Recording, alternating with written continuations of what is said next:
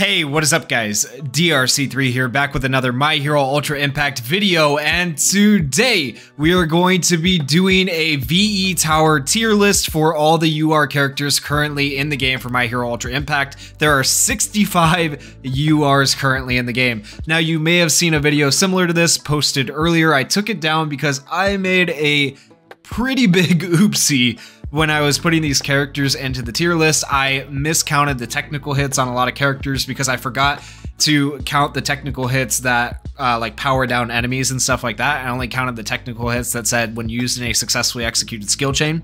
So that means a lot of characters actually ended up getting moved up since that previous video. So that video is no longer on YouTube or anything like that because I don't want it to confuse people. So just be aware of that. The character should be placed correctly now, and that's also going to change some of the characters that I placed in that video. So we're going to be replacing all of the new characters. So we're going to be going through the Present Mike, Jiro, Kaminari, the Christmas Sue, Best Jeanist, the Holiday Threads Deku, and the Holiday Threads Todoroki. Before we get into placing these characters though, let me explain how this tier list works if you guys do not understand it. So I would first off not pay too much attention to the rankings because SS doesn't mean like this Fantasy Todoroki up here is the only usable good character in the game for VE Tower. Now what it does mean is that this character has technical hits, he has status ailments, he has crits, he has plus ultra rays, and on top of all of that, he has good cooldowns. But the characters below him in S tier and A tier are also very usable and used quite often in VE Tower. So for example, Bakugo right here, he has 3 of the 4 things listed up here. He either has technical, status ailments, crits, or plus ultra rays, and he also has good cooldowns. Same thing with Shinso, whereas A tier, they do the same thing. They have 3 out of the 4 of those things, but they have bad cooldowns. A bad cooldown would be anything over 5 turns or more. So all of these characters have at least one action skill here that is over 5 turns or more for the cooldown. For example, Dabi right here, he actually does, this says 3 or 4 or more of the things.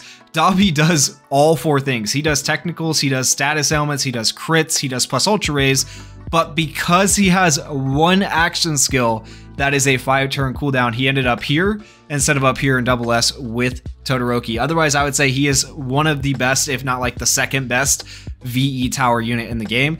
But then again, these 2 characters are right above him. So just keep in mind where they rank isn't necessarily how good they are. I would say generally anything from B tier up you should be building because they get used quite often.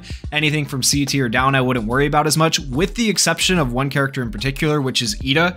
This green Ida is good because he gives you additional normal attacks for every character. Now that doesn't really fall into our criteria of having technical, status ailments, plus ultras, or anything like that, but it does give you more chances for crits, so it makes Ida pretty good. And when I did this video originally, I was a little bit tired, it was late, so I apologize for messing up the technical hits. If I miss any technical hits or you think any character should be higher or lower because maybe I missed something, it's entirely possible. Let me know down in the comments and we'll fix that in the next video, but hopefully this is more accurate this time around. Alright, so let's start with the new characters down here who still need to be determined. We're going to take a look at their kits and decide where they should be placed in this tier list, starting with the green Present Mike. Green Present Mike deals 550% damage with his plus ultra move, deals 150% to all opponents. It has a bullseye, and skill impact is increased by 30%. None of that's really important for our criteria on this tier list for VE Tower. His first action skill deals 250% damage to all opponents. It has a bullseye and increases his skill impact by 20% and decreases the speed of all opponents by 15% for 3 turns. That is a technical hit, so we got 1 out of the 4 things we're looking for. His second action skill increases plus ultra move skill impact of all allies by 40% and reduces damage received. It cancels a temporary buff of opponents and has a medium chance to confuse. So a medium chance to confuse is a status ailment. So far we have technical hits and status ailments. His first auto skill is increases skill impact of all ally pro heroes by 20% and also increases speed of all ally heroes by 10%. His second auto skill increases character's power by 25% and plus ultra move skill impact is increased when it's increased. Also increases plus ultra gauge of all allies by 10% when used in a second or later successfully executed skill chain. That right there makes both of his action skills, technical hits as well. And then he has the plus ultra gauge raise for allies. So he has technical hits, he has status elements, and he has plus ultra gauge raise, which are 3 out of the 4 criteria we're looking for. But he has a cooldown time of 5. So that means if you go by our criteria, we're looking for 3 out of the 4 and a cooldown, a bad cooldown, which puts him in A tier. Because A tier means he does 3 out of the 4 things, and he has bad cooldowns. His cooldowns really aren't bad. A cooldown of 5 isn't terrible. You can work around it. You can do a action skill memory, like action skill time down memory, or another character that lowers action skill cooldown time for your team. And these characters work great. So just keep that in mind. But because of that 1 5-turn cooldown, we are placing him in the A tier. Next, we have the new Fantasy Jiro. So Fantasy Jiro, her plus ultra move deals 650% damage to a single opponent, has a high chance of confusing the opponent. That's a status ailment, and shortens action skill cooldown time by 1, which helps her out a bit. So that means she has 3-turn cooldowns on her action skills, which is actually a bit ridiculous. So far we got the status ailment. Her first action skill, it deals 350% damage to an opponent, medium chance of confusing them, so that's another status ailment. And then pretty much everything else doesn't really do anything for us in terms of technicals or crit or anything like that. Her second action skill deals 275% damage to all opponents, gives the ability to hide for 2 turns, also increases max HP of all allies. Once again, not really super useful for the criteria we're looking at. Her first auto skill prevents all allies from getting a status element for 1 turn, increases the plus ultra gauge of all allies, so that is important, by 20% every time character hides. So that means so far we have status elements and plus ultra raise. And then her last auto skill cancels 1 status element of all allies after character receives an attack, blah, blah, blah. So she's missing technicals and crits. Because she's missing technicals and crits, she does 2 out of the 4 things, and she has very good cooldowns. So having 2 out of the 4 things with good cooldowns places Jiro in the B tier. The next character is the Fantasy Kaminari. So Fantasy Kaminari deals 700% damage with his plus ultra. This skill gains piercing shot and will land a bullseye. It confuses himself, but that doesn't really help us. His first action skill deals 350% damage to a single opponent, medium chance of paralyzing the opponent for 2 turns. That's a status element, and also increases character's power.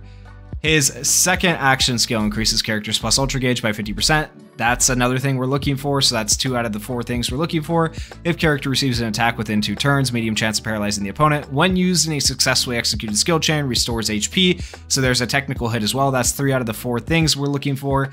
And then down here for his auto skills, the only thing we're really still looking for is crit, raising crit rate for himself or his team, which he does not do down here. So he does do 3 out of the 4 things we need. And he has really decent cooldowns of 4 and 3. So because he does 3 out of the 4 things we need, and he has good cooldowns, he ends up here in S tier with Bakugo and Shinso.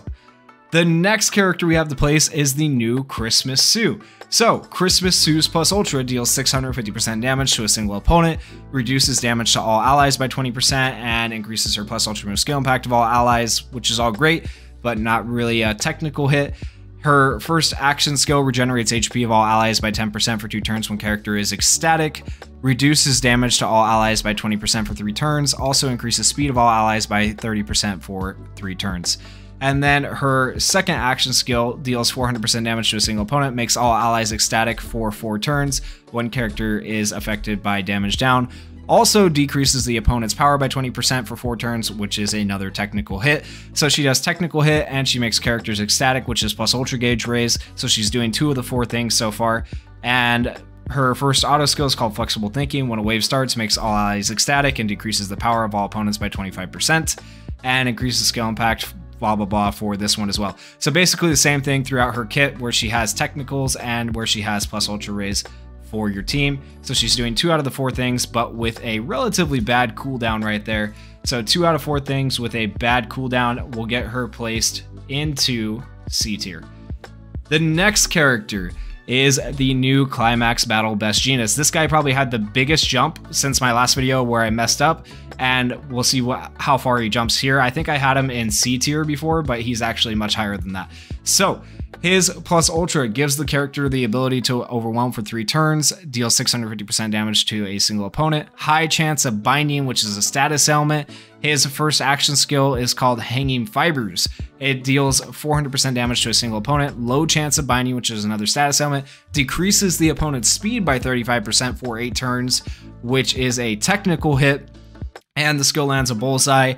And has a higher chance of binding if the opponent is a destruction type character, which is another technical hit like stipulation. So technically a double technical hit if the opponent is a destruction type character.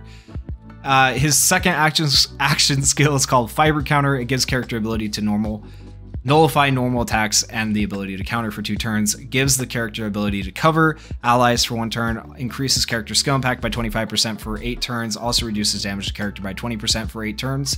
His first auto skill increases the defense of all pro ally heroes. He also increases the defense by 15% every time character covers allies, blah, blah, blah. His last auto skill increases character's power by 5% for 5 turns every turn, increases skill impact of all allies by 10% for 5 turns every 2 turns. Once per battle gives the character the ability to make a last stand when HP is below 30%. So he has the ability to do status ailments. He has the technical hits going on for him, and he doesn't really have any crit raise, and he doesn't have any Plus Ultra Gauge raise from what I see. And so that will give him 2 out of the 4 things that we're looking for, but with good cooldowns. So the fact that he has 2 out of the 4 things with good cooldowns gets him placed up here in B tier next to Fantasy Jiro. So he has made quite the leap.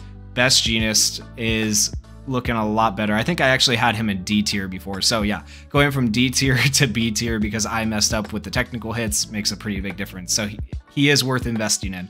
The next character is Holiday Threads Izuku Midoriya. This guy deals 700% damage to a single opponent, medium chance of stunning the opponent, which is a status ailment, and the skill lands a bullseye. Then you have his first action skill both at the same time, which gives him the ability to make a last stand, increases his crit rate, which is good. That's the second thing we need. So far we have status ailment, crit rate, and then his second action skill, Delaware Smash, deals 350% damage to a single opponent, decreases their speed by 40%, which is a technical hit, low chance of stunning, which is another status ailment, and the skill lands a bullseye if the opponent is a strength character, which is technically another technical hit. So this is a double technical hit move if the opponent is a strength type character. So he has, so far, he has a technical hit, he has status ailments, and he has crits. If he had a way to raise his Plus Ultra, he would have all 4 things. His first auto skill is once per battle, when HP is below 10%, increases character's critical hit skill impact by 40%, shortens action skill cooldown time. Every time a critical hit is made, increases power and defense. His second auto skill increases character's critical hit rate by 15% for every 20% of HP lost. So he has 3 out of the 4 things, and he has decent cooldowns, but he does have that cooldown time of 5, so he'll go in the bad cooldown category. So because he has 3 out of the 4 things with bad cooldowns, he ends up in A tier next to the green present Mike. Lastly, we have Holiday Threads Todoroki. Holiday Threads Todoroki for his Plus Ultra deals 700% damage to a single opponent, makes all allies ecstatic, which is Plus Ultra raise, which is very important, and makes himself ecstatic for 5 turns, which is really, really good. His 2 action skills are technical hits, and then his auto skill down here makes those double technical hits, which is kind of ridiculous. Maybe even triple technical hits, actually, because reducing, I don't know, I'd have to actually ask somebody. I'm not 100% sure on that. That might be a triple technical hit. But yeah, ridiculous technical hits for this guy. He has status ailments out the butt. You know, he's got status ailments going on. He has Plus Ultra raise down here for your allies when character's ecstatic increases. Sorry, not down there, up here. Plus Ultra raise, it was the very first thing we went over. So he has Plus Ultra raise, he has status ailments, and he has technicals, all very good things. The main thing dragging him down is that he doesn't really have any crit raise, and he doesn't have low cooldowns. He has fairly high cooldowns. So he does 3 out of the 4 things with bad cooldowns. Because he does 3 out of the 4 things with bad cooldowns, he also ends up in A tier next to his fellow Holiday Threads, Izuku Midoriya. And that is the new VE Tower tier list, guys. Hopefully the idea of this is to give you an idea of what characters you want to be building, what characters you want to be working on for VE Tower, which characters are going to be most useful to you to get the high scores that are going to help you guys place in the top 100, top 10, wherever you're aiming to place. Hopefully this helps you out to some degree. If you guys enjoyed the video, please go down there, hit that like button, hit that subscribe button. I am still trying to reach 10,000 subscribers by the end of the year. Last year, my goal was 1,000. We smashed it, and I know 10,000 is a massive goal, but I know with your guys' help, we can do it. Thank you to everybody that has subscribed so far, and thank you guys for watching. Peace.